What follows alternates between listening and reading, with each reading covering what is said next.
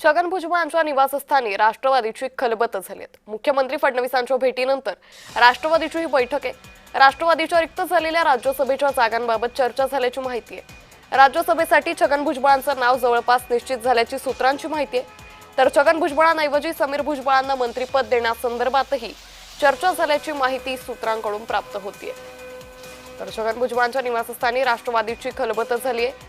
राज्यसभेसाठी छगन भुजबळांचं नाव जवळपास निश्चित झाल्याची माहिती आहे। तर छगन भुजबळांऐवजी समीर भुजबळांना हे मंत्रिपद देण्यासंदर्भात या बैठकीत चर्चा झाल्याची सूत्रांची माहिती आहे।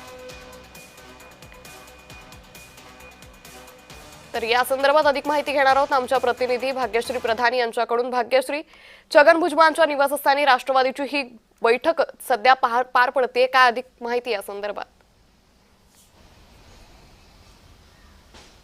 नक्कीच ही बैठक जी आहे ती पार पडलेली आहे। या बैठकीत जर आपण बघितलं तर दिलीप वळसे पाटील असतील, सुनील तटकरे असतील, असे जे एनसीपीचे सगळे नेते होते ते इथे उपस्थित होते। आणि त्याआधी छगन भुजबळांच्या घरीच म्हणजे सातपुडा बंगल्यावर येण्याच्या आधी ते लोक सगळेजण मुख्यमंत्र्यांना देखील भेटून आलेले होते। त्यामुळे मुख्यमंत्र्यांनी नेमक्या त्यांना काय सूचना दिल्या याकडे तर लक्ष आहेच। मात्र बैठकीदरम्यान सातत्याने कालपासून एकच चर्चा जी आहे ती रंगलेली पाहायला मिळते आणि ही चर्चा म्हणजे छगन भुजबळांना सध्या राज्यसभेवर पाठवण्याच्या हालचाली ज्या आहेत त्या राष्ट्रवादी अजित पवार गटामध्ये जोर धरू लागलेल्या पाहायला मिळतात। आणि आता सध्या त्यांच्याकडे जे खातं आहे मंत्रिपदाचं ते त्यांच्या मुलाला समीर भुजबळ यांना द्यावं असा छगन भुजबळांनी एक आग्रह धरलेला पाहायला मिळतोय। मात्र नेमकं हे जे खातं आहे मंत्रिपदाचं ते त्या समीर भुजबळांना मिळणार का, की त्याबरोबर दुसरा कोणाचं नाव पुढे येतं हे बघणं देखील तितकंच महत्त्वाचं आहे।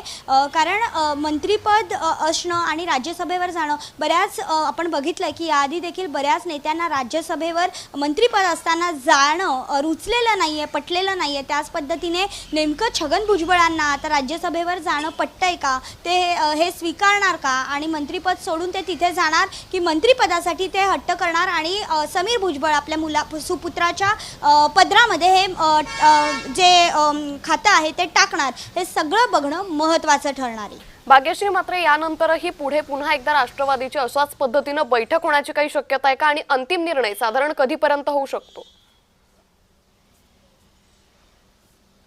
आता आम्ही छगन भुजबळांशी बोलण्याचा प्रयत्न केला, मात्र ते काही फार बोलण्याच्या मूडमध्ये नव्हते।